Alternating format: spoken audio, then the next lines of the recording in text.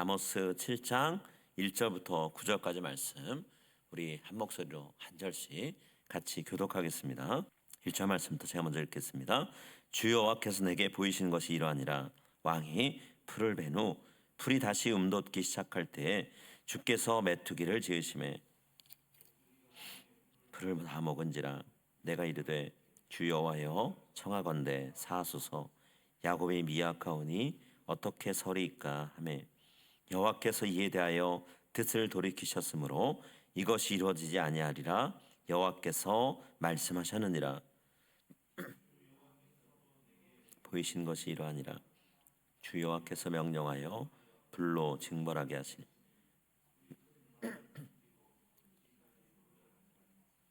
이에 내가 이르되 주 여호와여 청하건대 그치소서. 야곱이 미약하오니 어떻게 서리이까 하매 주 여호와께서 이에 대하여 뜻을 돌이켜 주 여호와께서 이르시되 이것도 이루지 아니하리라 하시니라. 또 내게 보이신 것이 이러하니라. 다림줄을 가지고 쌓은 다음 곁에 주께서 손에 다림줄을 잡고 서셨더니 아모스야 내가 무엇을 보느냐. 내가 대답하되 다림줄이니이다. 주께서 이르시되 내가 다림줄을 내 백성 이스라엘 가운데 두고 다시는 용서하지 아니하리니. 함께 읽습니다.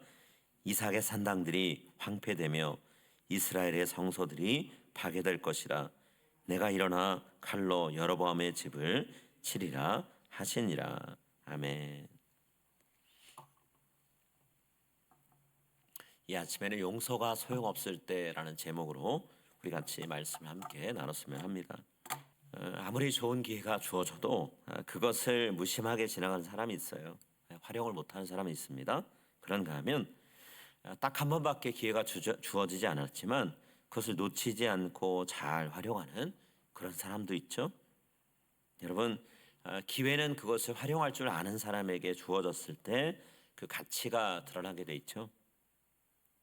반대로 말하면 기회가 주어진 것이 얼마나 가치가 있는 건지를 모르는 상태로 살아가는 사람이 있다면 아무리 많은 기회가 주어져도 그 사람한테는 아무 소용이 없어요. 예수님께서 자신에게 주어진 것의 가치를 또 기회의 값어치를 아는 사람과 그렇지 못한 사람을 생각하시면서 마태복음 7장 6절에서 이렇게 얘기하셨어요. 거룩한 것을 개에게 주지 말며 너희 진주를 돼지 앞에 던지지 말라. 그들이 그것을 발로 밟고 돌이켜 너희를 찢어 상하게 할까 염려하라. 여러분, 개는 먹을 것이 있느냐 아니냐, 이게 먹을 수 있는 거냐 아니냐, 그거에 주로 관심 갖죠. 돼지도 마찬가지예요. 음식에 관심을 갖습니다. 진주 같은 보석에 큰 관심 없어요. 진주를 먹을 것인가 싶어가지고 건드려 보지만 딱딱하고 씹지 못할 것이라는 걸 알면 뱉어낼 거예요. 그리고 발로 짓이겨서 그냥 흙 속에 파묻히게 만들 수도 있어요. 만약에 진주가 사람에게 주어졌다면 아름답게 치장하기 위해서 귀걸이나 반지로 만들어서 활용할 수 있겠지만 개나 돼지, 동물들은 값어치를 모르기 때문에 그것을 더 형편없이 대할 수 있다는 거죠. 심한 경우는 진주를 준 사람을 물 수도 있다는 거예요. 나는 지금 배고파서 먹을 거 달라고 하는데 왜 아무 소용도 없는 이런 걸 주느냐 하면서 홧김에 물어버릴 수도 있다는 거죠. 오늘 본문에서 하나님께서 이스라엘 백성들에게 그들의 죄를 용서받을 수 있는 기회를 계속해서 제공하고 계시죠. 하나님께서 저들의 죄를 심판하심으로 인해서 자신들의 죄를 깨닫고 새롭게 출발할 수 있는 기회를 주려고 하세요. 근데 아모스가 볼 때는 이스라엘 백성이 하나님의 그 심판을 감당할 만한 준비가 되어 있지 않아요. 그래서 심판이 아니라 용서를, 기회를 더 달라고 얘기합니다. 스스로 깨닫고 돌이킬 수 있는 기회를 달라고 얘기하고 있어요. 하나님이 심판하시는 것이 최종 목적이었다면 아모스에게 알리지 않으셨겠죠. 아모스에게 미리 알리셨다는 것은 다른 길을 이스라엘 백성이 내고 새로운 길을 열 수 있다면 그 길을 허용하겠다라는 마음으로 아모스에게 먼저 심판을 예고하세요. 오늘 본문 1절, 2절 상반절에 이렇게 돼 있죠. 주 여호와께서 내게 보이신 것이 이러하니라. 왕이 풀을 벤 후 풀이 다시 움돋기 시작할 때 주께서 메뚜기를 지으심에 메뚜기가 땅의 풀을 다 먹은지라. 하나님은 동물을 먹이고 그들을 살찌우는 데 필요한 풀을 벨 수 있도록 기회를 주셨어요. 풀이 자라는데 그것을 거두지 못하면 그것을 동물들에게 줄 수 없고 동물들은 굶주리겠죠. 동물들이 굶주리면 이스라엘 백성도 결국에는 동물들이 살지지 못하고 그들의 고기를 먹지 못하기 때문에 삶의 위협을 받을 수밖에 없어요. 그런데 하나님은 그것을 한 번은 허락하셨죠. 그런데 그 다음번에는 메뚜기를 보내서 새롭게 돋아난 풀들을 어느 것도 거두지 못하게 하셨다라고 되어 있습니다. 그렇게 하시겠다라고 얘기하고 있어요. 여러분, 이거 이스라엘 백성의 생명을 위협하는 일이 곧 벌어진다라는 걸 알려주는 그런 환상이죠. 아모스 선지자는 지금 이 환상의 메시지가 뭔지를 즉시 파악했어요. 그래서 하나님 앞에 엎드립니다. 용서해달라고 얘기해요. 하나님이 내리겠다는 이 심판을 걷어주십시오라고 요청합니다. 아모스의 간곡한 부탁을 하나님께서 들으셨고요. 심판을 처리하고 용서하겠다라고 약속을 하세요. 2절 하반절부터 3절입니다. 내가 이르되 주 여호와여 청하건대 사하소서. 야곱이 미약하오니 어떻게 서리이까 하매 여호와께서 이에 대하여 덫을 돌이키셨으므로 이것이 이루어지지 아니하리라 여호와께서 말씀하셨느니라. 하나님께 심판을 면했고 용서를 받습니다. 그런데 이스라엘 백성의 삶에는 죄가 멈춰지질 않아요. 여전히 이전에 살던 대로 계속 살아갑니다. 그래서 하나님이 또 저들을 심판할 계획을 다시 세우시죠. 그리고 심판할 거다라고 하는 이 이야기를 아모스를 통해서 또 미리 알려주세요. 4절입니다. 주 여호와께서 또 내게 보이신 것이 이러하니라. 주 여호와께서 명령하여 불로 징벌하게 하시니 불이 큰 바다를 삼키고 육지까지 먹으려 하는지라. 하나님이 온 땅을 불로 심판한 환상을 보여주세요. 그리고 메뚜기를 보냈을 때보다 더 심한 심판이 이 땅에 있을 거다라는 것을 미리 알려주세요. 바닷물이 모두 증발되고 육지를 삼켜버린다. 그 안에 남을 것이 어디 있을까요? 아무것도 없죠. 아무것도 남은 것 없고 검게 타고 그을린 재만 눈에 보일 거라는 거예요. 아모스는 이번에도 사태가 심각하다는 걸 깨닫습니다. 그래서 지체 없이 하나님께 용서를 구하면서 엎드렸어요. 하나님의 계획하신 대로 심판이 이루어지면 심판의 결과로 이 땅에 남을 것, 이스라엘 땅에 남을 게 아무것도 없다는 걸 알기 때문에 곧바로 엎드렸어요. 하나님이 이번에도 아모스의 기도를 들으십니다. 심판을 내가 처리하겠다라고 약속을 하세요. 5절 6절입니다. 이에 내가 이르되 주 여호와여 청하건대 그치소서. 야곱이 미약하오니 어떻게 서리이까 하매 주 여호와께서 이에 대하여 뜻을 돌이켜 주 여호와께서 이르시되 이것도 이루지 아니하리라 하시니라. 우리가 6절에 이를 때까지 두 번의 심판 예고가 있었죠. 아모스 선지자가 하나님께 심판을 걷어달라고 이야기하면서 그렇게 하셔야만 한다라고 하는 이유를 밝혔어요. 그게 뭐죠? 이스라엘 백성이 하나님의 심판을 견딜 수 없을 만큼 미약합니다라고 하는 것이었어요. 마치 아빠가 아직 어리고 약한 아이를 심하게 체벌하려고 할 때 아이가 견딜 수 없으니까 결국엔 쓰러지고 일어나지 못할 것밖에 없으니까 제발 용서해달라, 아이를 그렇게 대하지 말아달라 호소하는 엄마의 목소리와 같은 거예요. 깨닫기는커녕 아이의 몸만 상합니다. 마음에 상처만 남습니다. 그러니 그렇게 하지 말아주세요 라고 부탁하는 아내의 모습과 같다는 거죠. 하나님은 이런 아모스의 호소를 외면하지 않으셨죠. 들어주셨어요. 매를 거두셨어요. 이스라엘 백성이 스스로 자신의 잘못을 깨닫고 뉘우칠 수 있다면 그렇게 하겠다라고 하시면서 심판을 처리하셨어요. 그렇지만 결과는 어떻게 됐나요? 하나님이 기대하고 원하시는 그런 결과는 일어나지 않았죠. 이스라엘 백성 어느 누구도 하나님의 심판을 내리시려다가 아모스의 기도로 거두셨다는 것을 알지를 못해요. 자신들이 심판이 아니면 돌이킬 만한 그런 여지가 없는 상태에 있다는 것을 깨닫지 못한다는 거예요. 결국 하나님이 어떻게 하시나요? 또 다른 매를 드시죠. 이스라엘 백성을 내리치셨어요. 이번에는 심판을 거두지 않으세요. 그때서야 겨우 자신들의 삶이 잘못된 길로 가고 있다는 것을 겨우 돌아볼 지경에 이르러 있다는 거죠. 하나님이 아모스한테 건물 지을 때, 지금은 이런 걸 많이 사용 안 할 수 있지만 측량줄을 보여주시면서, 건물 지을 때 사용하는 이 측량줄을 보여주시면서 물으시죠. 7절부터 8절 상반절까지.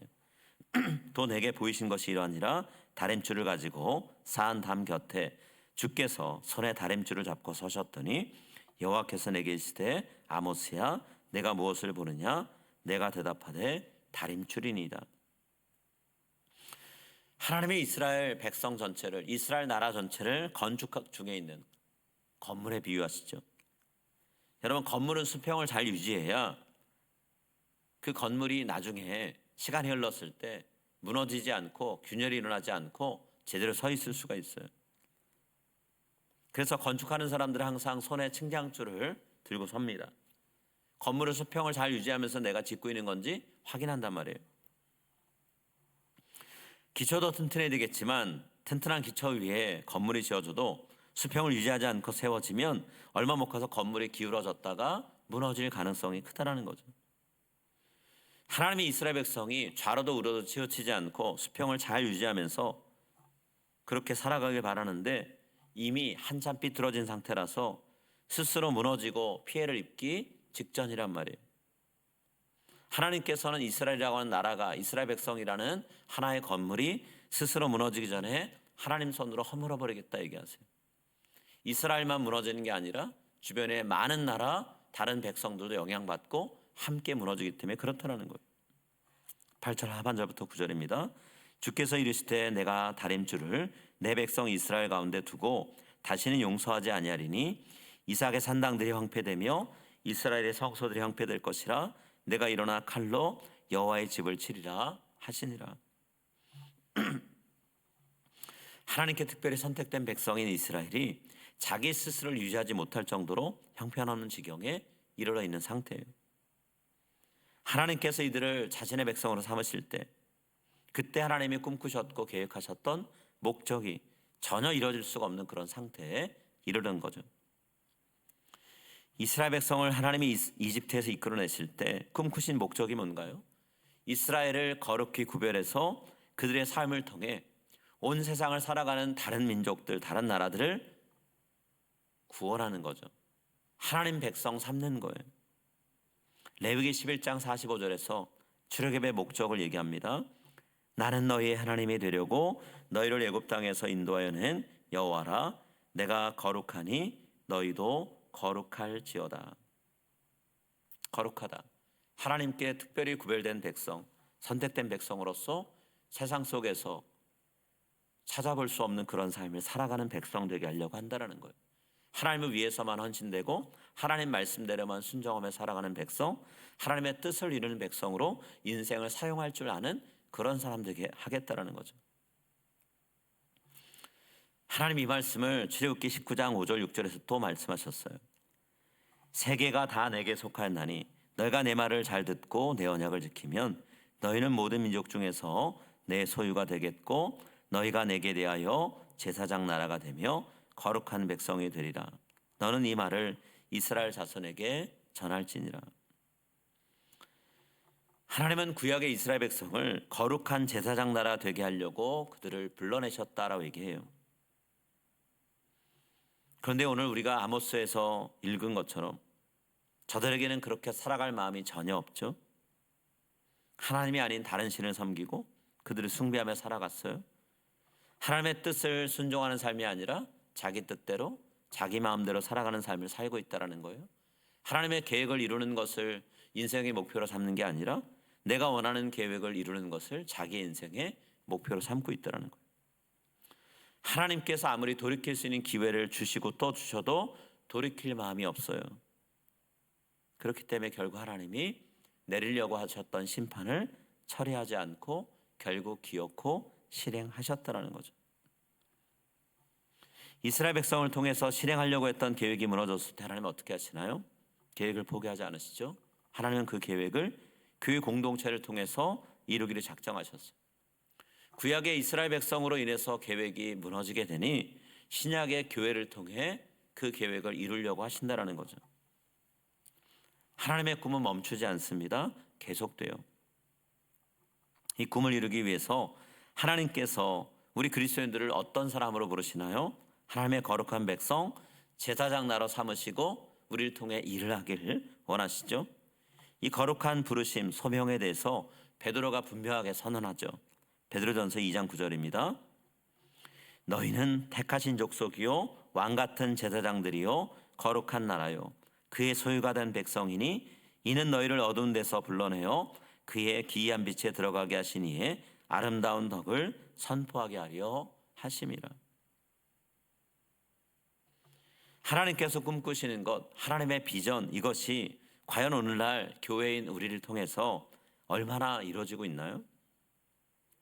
우리를 통해서 하나님 자신의 선하심이 온 세상에 전파되기를 원하시는데 이 하나님의 바람이 교회인 우리를 통해서 얼마나 이루어지고 있는 걸까요?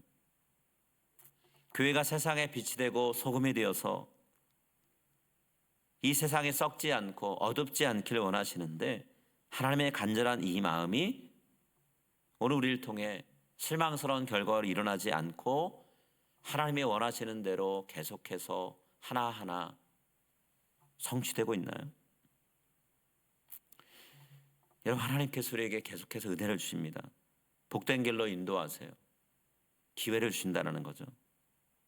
우리에게 세상 사람과는 다른 구별된 삶, 거룩한 삶을 살아갈 수 있는 기회를 주시기 위해서 그렇게 하고 계세요. 하나님께서 오늘 나에게 이 하루를 주신 것, 하나님 말씀대로 새롭게 살아갈 기회를 주고 계시다는 것을 우리가 잊지 않았으면 합니다. 하나님께서 어느 순간 그분의 손에 들려있는 다림줄로 측량하실 때 우리가 올바른 기초 위에 세워져서 왼쪽으로도 오른쪽으로도 앞으로도 뒤로도 기울지 않고 수평을 유지하면서 말씀의 기반 위에서 든든히 세워져가는 그런 그리스도인 교회 공동체 되기를 소망합니다. 이스라엘 백성처럼 하나님이 용서하시는 것이 아무 소용없는, 결국에는 무너질 수밖에 없고 하나님이 하나님의 손으로 무너뜨리시는 그런 우리의 인생 혹은 우리 교회의 모습이 아니기를 이 시간 간절히 기도합니다. 기회가 주어질 때마다 그것을 값지게 활용해서 하나님께서 세우시는 교회, 하나님께서 사용하시는 거룩한 제사장 나라 같은 그런 사람으로 오늘을 살아가는 저와 여러분 될 수 있기를 간절히 바라고 그렇게 될 줄 믿습니다. 여러분, 하루는 그냥 주어진 게 아니고요, 하나님 나라가 이 땅에 우리를 통해 조금 더 확장되길 바라시면서 하나님의 주신 기회라는 것을 우리가 마음에 새기면서 오늘 하루 하나님 오늘도 값지게 살아가는 저이길 원합니다. 저의 삶을 이끌어 주십시오. 우리가 기도하며 이 하루를 함께 열어가겠습니다.